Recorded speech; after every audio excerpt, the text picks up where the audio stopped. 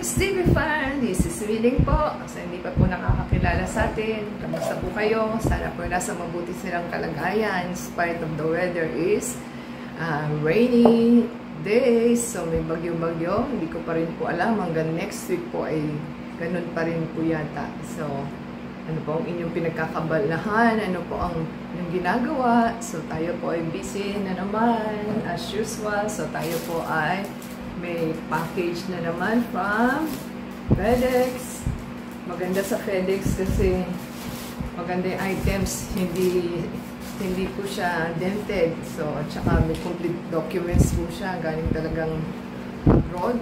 So, yun po ang ating second experience ng FedEx. So, kaya lang babayaran mo yung delivery cost niya. Grabe, 576 ang binayaran.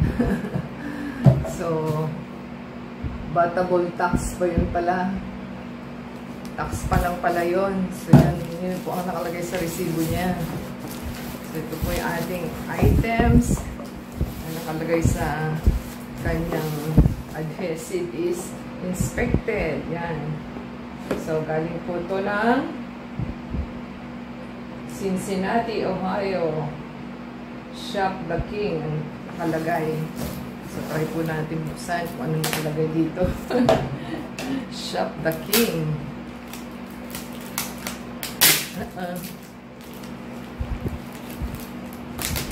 Mas maganda pa yung kutsilyo pagka ginamit mo kaysa sa gunting.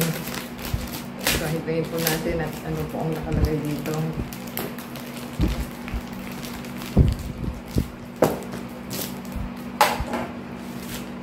Po nakalagay, Shop the King sends a big thanks. We'd like to introduce ourselves. We are Shop the King, sending sweet and snack and household goods.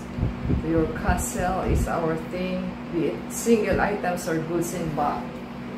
Shop the King carries it all with speedy delivery for everywhere. No order is too tall. Our prices are among the best. Our customers all agree. So, shop the King day or night and be treated like royalty. Follow us. Yan po ang ating greetings sa ating tingnan po natin kung anong laman.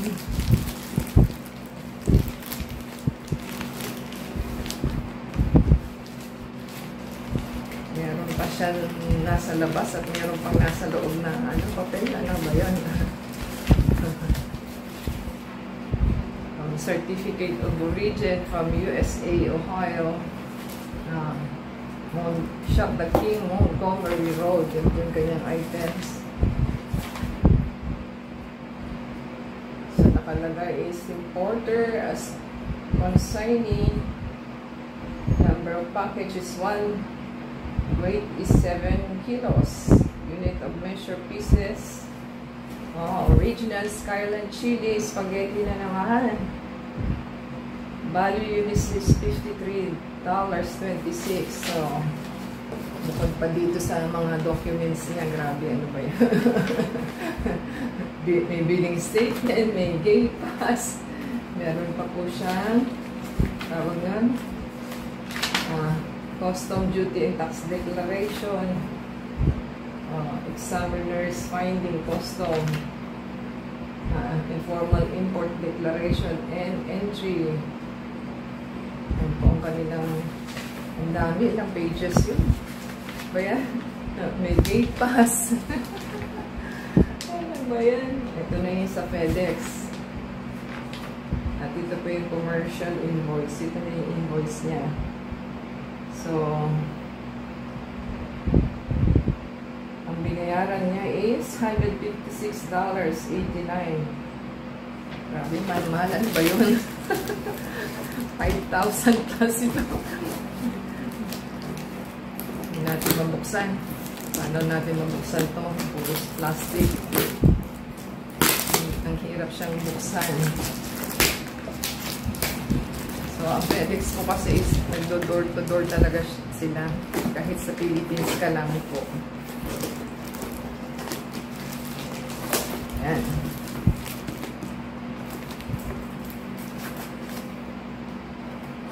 Ang hirap ha. kahit po umuulan, nandyan sila. So, this time po kumatok ang ating delivery. Hindi iniwan kasi babayaran. So, yan po ating items. Garaging. Ang style po nila is pa-roll. Oh. Pag naka-roll po siya, rolling lang siya, hindi siya dented. Pagka masyado pong too tight, mas doon po sila na dedent. Bakit niya inano to? Bakit siya may plastic? Siguro natatanggal po yung papel. So, ayan, may dent na isa. Napuruhan siya. O, ibinigay talaga na ganon. Ano ba yan? O, ito rin meron eh. Ito po, oh. Kita nyo? Dalawa. Ano ba yan? So, dalawa po ang din ng items natin. Tapos ito siguro natatanggal yung kanyang natatanggal yung kanyang papel. Ito, bakit siya may plastic? Hindi natin alam bakit siya may plastic. Siguro po natatanggal itong papel, kaya ganon. Pero hindi naman siya dented. Ayan. Oh my God! Tingnan niyo po itong items na naka-plastic nung binuksan is open na po pala siya. So it means to say may butas po. It means to say expired nito. So, ano po masasabi ninyo? Kaya pala niya nilagyan ng is talagang open na kasi binuksan eh. Totally open po. O, yun o, may butas siya. Kaya pala niya is butas na. So, paano nyo po kakainin yan? Eh, pagkain po ito. So, nakaka-disappoint. Dalawa ng dented. Isa pa talagang open. Open na po siya, oh. Yan, oh. Kikita nyo. May butas po. So, anong klaseng delivery po yan? Ano po yung inyong masasabi, mga kabiling TV fan? Nakaka-frustrate po. Sabi ko nga, huwag nang bumili ng bumili. Kaya pala nilagyan ng plastic, eh, bukas na. O, diba? Anong klaseng, yan? Sistema ng trabaho at business. Kung hindi po sila faithful, ano pong masasabi ninyo? Kasi nagbayad ka ng tama, bibigay sa iyo is ganito, may dalawang dent at meron pang isang ganito. So, dapat palitan nila yung tatlo. Kasi it costs more than $160. Eh, magkano yun sa Philippines? 5,000 plus. So, ibig sabihin, 1,000 ang isa. Eh, 6 na piraso po. O 800 ang isang piraso, eh, tatlo po yung damage. Isang may butas, dalawang dented. Oh my God, sakit po sa ulo. Eh, habi ko, huwag na pong umorder online. Hindi po maganda at the same time kapag canned goods and lahat, marami pong preservatives yan. Ewan ko kung bakit. Sa katamaran siguro ng ating kasama, gusto yung mga instant nire-reheat lang. So, hindi po papas dito sa atin.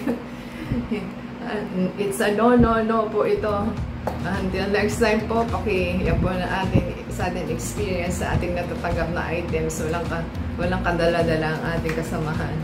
Until next time, God bless everyone. Ciao!